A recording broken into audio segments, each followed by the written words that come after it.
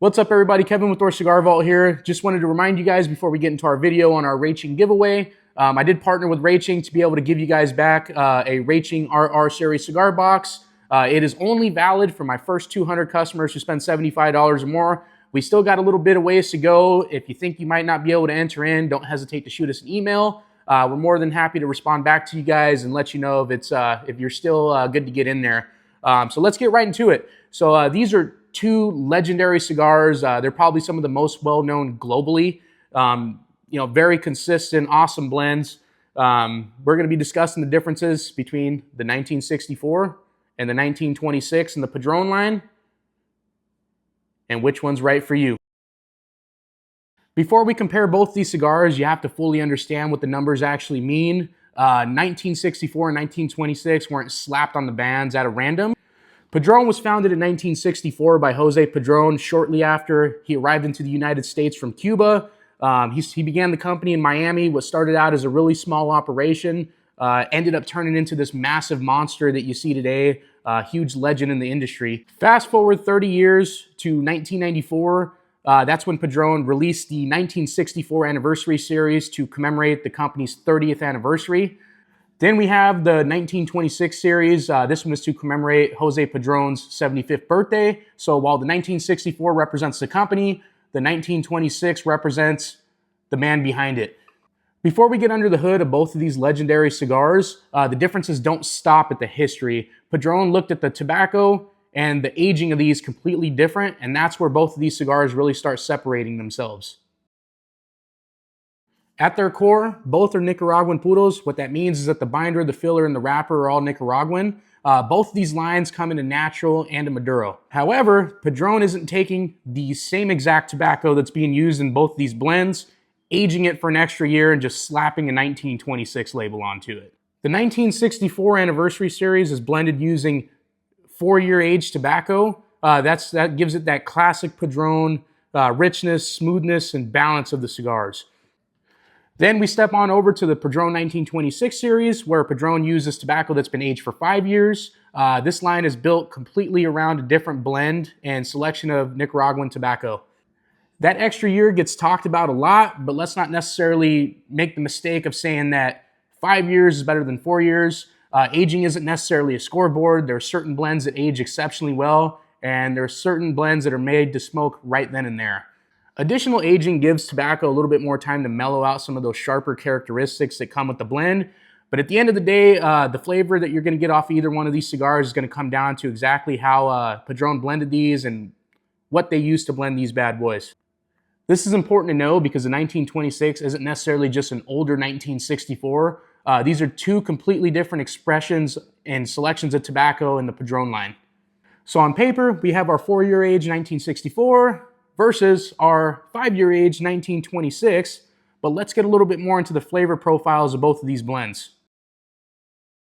Now we get to the part that actually matters. What do these bad boys taste like? Let's start with the 1964 Natural. I think the 1964 Natural is a great expression of why all natural cigars aren't necessarily mild blends. Right out the gates, we get some of that nice cedar, roasted nuts, a little bit of natural sweetness, and we get a very, very subtle hint of pepper on the finish. What really separates the natural from the Maduro in the 1964 for me is the sweetness of it. It's not that darker, deep, rich sweetness that you would typically expect from a Maduro wrapper. We get more of that very slight caramel creaminess from it, and nice little, very slight black pepper retrohale, which we get a lot more of that in the 1964 Maduro. As we do get a little bit further into that cigar, we do get a lot more stronger notes of the coffee and the nuttiness that it has to it. What we do get towards the end of that cigar is a nice little undertone of leather, a little bit of oak. All in all, if I had to summarize the 1964 Natural versus the Maduro, I think in the Natural, we get a lot more of that smooth, refined, balanced, and creamy approach to the cigar, which is a little bit more common in the Naturals versus the Maduro lines. Now let's move over to our 1964 Maduro. This is where that Padron character takes a little bit of a darker turn. Chocolate and cocoa are really at the heart of this flavor profile, with some really nice notes of espresso, wood, earth, and some black pepper and spice on the finish.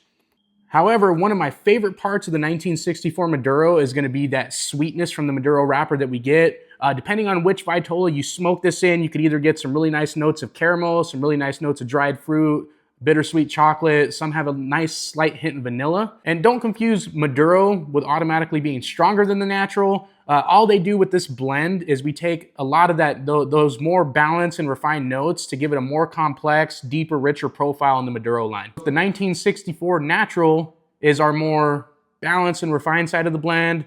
I would go ahead and say that our 1964 Maduro is our more richer, darker, complex side of the blend. Now let's move over to our Padron 1926 Natural. So on this cigar, we still have a lot of that Padron DNA that we discussed in the flavor profiles of the 1964. However, when we transition into this blend, it seems to be a little bit more stronger, a little bit more concentrated on the finish. 1926 Natural, we're definitely getting a little bit more spice, a little bit more black pepper versus the 1964 Natural. On the finish, as we progress through the cigar, we're getting a little bit more of those leathery, a little bit more of those woody characteristics.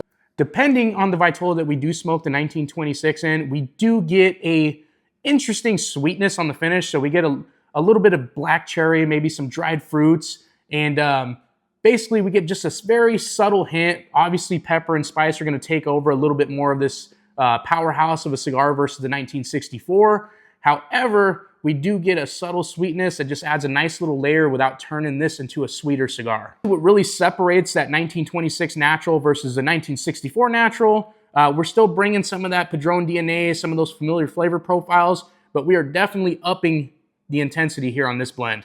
And finally, we have our 1926 Maduro. If you're looking for that darker, richer expression out of the four we're talking about today, this is definitely it.